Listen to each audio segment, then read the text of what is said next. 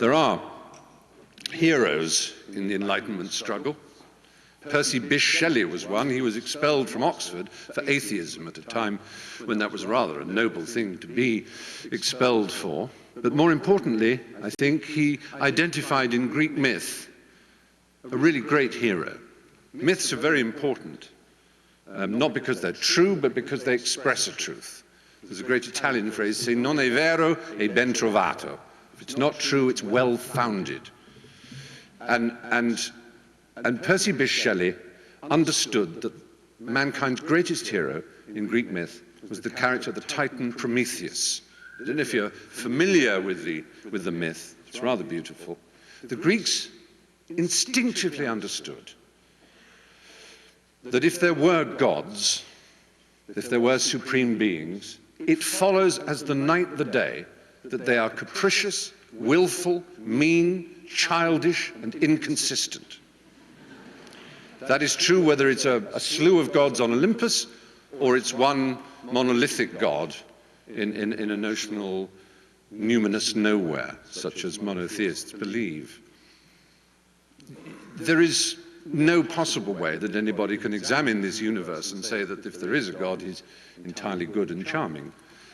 We only have to say bone cancer in children to ask who the hell this God thinks he is, and what he thinks he's doing. There's a whole branch of futile theology devoted to justifying the ways of God to man. It's known as theodicy, and to read it is to read a comic strip. You can't justify some of the horrors that happen, but you can if you imagine that were there a God, he is, as I say, capricious, mean, malicious, and appalling.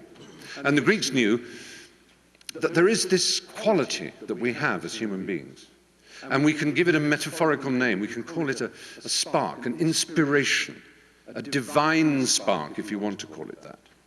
And they reasoned thus that the gods had this, and we were just lowly mortals. And the gods never wanted us to have any sense of divinity. And Prometheus, a titan, loved us, therefore immortal, loved humanity, and thought humanity was rather splendid. So he crept up to Olympus with a fennel stalk, and he stole fire.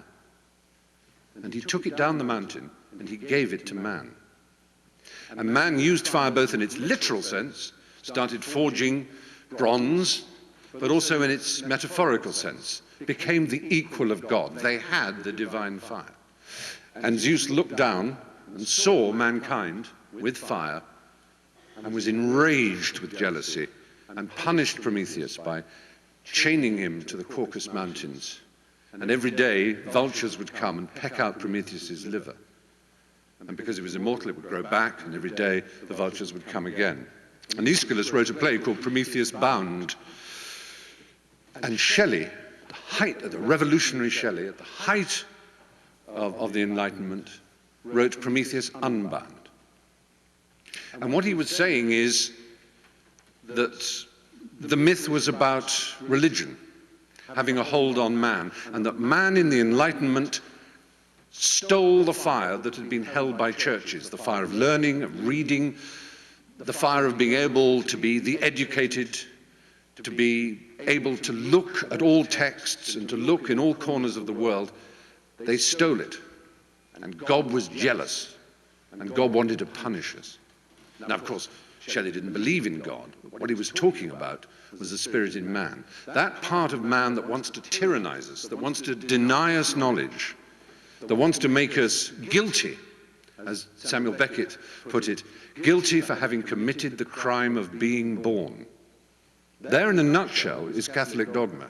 We are guilty of having committed the crime of being born. How astonishing that our race allowed itself to be subjugated to such an arid, insulting dogma for so many centuries. We are not guilty of having committed the crime of being born. However, we are perfectly capable of understanding such things as good and evil without being told what they mean by some tablets brought down a mountain. One of my great heroes was Oscar Wilde, the Irish poet and playwright. When he was sent from Trinity College Dublin to Oxford as the greatest Hellenist, the greatest classical scholar that Ireland had sent. And he was indeed absolutely perfect at it. And in those days, you used to have an exam called a viva. I don't know if you have them at Harvard. Instead of being a written exam, they're a viva voce, literally a live voice exam, where you have a panel of academics, dons as they're called in England, and they give you the exam live. And this was for Greek. Now, Wilde's Greek was perfect, but there were two kinds of Greek. There was Attic Greek, classical Greek, and there was New Testament Greek. And you had to show that you were fluent in both. So at his viva, they handed Wilde a New Testament written in that New Testament Greek, open at a random page. It was the Passion and Crucifixion of Christ, and they asked him to translate, and he did so fluently. And they said, "Thank you, Mr. Wilde." And he carried on. They said, "You can stop now." And he carried on translating. And they said, "Mr. Wilde, stop." And he said, "Oh, do let me carry on. I'm dying to see how it all turns out." Now, the revenge, if you like, that the secular world has had over the religious world is that an enormous slew of the population is quite staggeringly ignorant of liturgy and all the canons of the church. Many of you may not know why I am reading, well, not reading, why I'm making things up as I go along, from an eagle. Why an eagle? An eagle is the symbol of St. John the Evangel. By talking to you, in fact, I should be reading the gospel from this place, I am evangelizing. That is what this eagle is a symbol of, evangelizing. Now, humanism has many things going for it. It has intellectual honesty. It has insatiable curiosity. It has the spirit of open inquiry and freedom of thought, and freedom from dogma, and freedom from arid, inherited doctrine. It has all that going for it, and that's pretty good. But maybe most importantly what it has going for it is that it is not interested in convincing anybody else how to live. It can show. There are two ways, aren't there, of telling a story. You can show or you can tell. And often the best way is to show. And humanism, and if you're all in this room interested in the idea of calling yourself humanists, which you might be, or you might not be, I would urge you to think of yourselves merely as citizens of the world who have no interest in owning the minds of others. If there is a pervading sin amongst the world, it is how many people want to own the minds of others. You can tickle the minds of others. You can engage the minds of others. You can seduce the minds of others. You can play with the minds of others. You can be graceful with the minds of others. But don't ever dare try and own the minds of others. Now,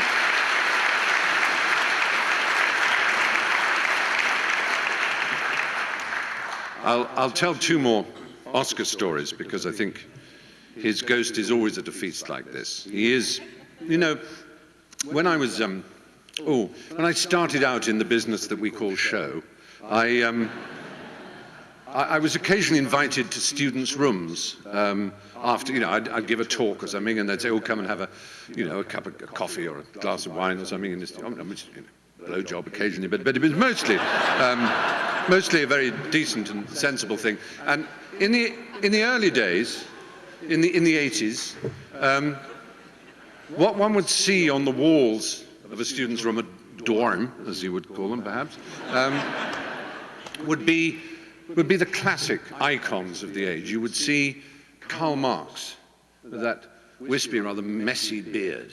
You would see Che Guevara in his beret, the famous photograph. You might see Jimi Hendrix or John Lennon.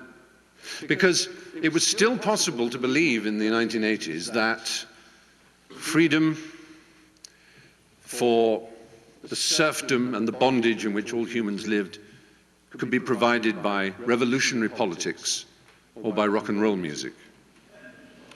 I know it seems perhaps absurd now, but we really did think that that was a possibility. Given the death of Lennon, given the commercialization of music to the extreme, given the collapse of the Berlin Wall and all the rest of it, it rapidly became apparent that revolutionary politics and rock and roll music were not going to save the world. And I noticed as I visited universities that as the 80s gave way to the 90s and so on, that actually there'd be other posters on the walls. And the most common two were Albert Einstein and Oscar Fingal O'Flaherty Wills Wilde. And that gave me enormous pleasure, because suddenly I saw that the student bodies of these universities understood that if there were to be freedom for the human spirit, if there were to be a real improvement in the lives of everyone, it would come not through revolutionary politics, not through rock and roll, but through the life of the mind. And the life of the mind is something that we should celebrate every day, especially in a place like Harvard. And Oscar, so humiliated, so shamed, so laid low in his own lifetime by imprisonment, exile, and disgrace, now stands perhaps as a kind of eternal figure, a bohemian student prince, a symbol of everything that is free and open and lively. He used a phrase in his great letter, De Profundis.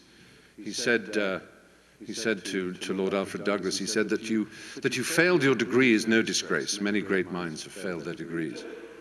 But what is unforgivable is that at no time did you manage to acquire what is known as the Oxford manner, which I take to mean the ability to play gracefully with ideas.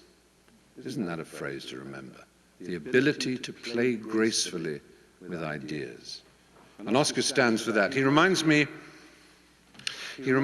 of, if you've been to New York City, I'm sure, if you get a good run of greens down Fifth Avenue, good run of green lights, and you look out over the back of the cab or the car that's taking you down, you go down, you will naturally pass the Empire State Building.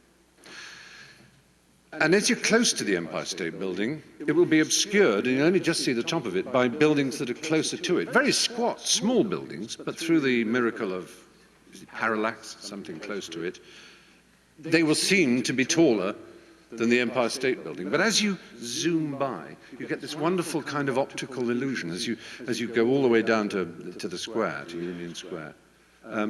It seems like Saturn V.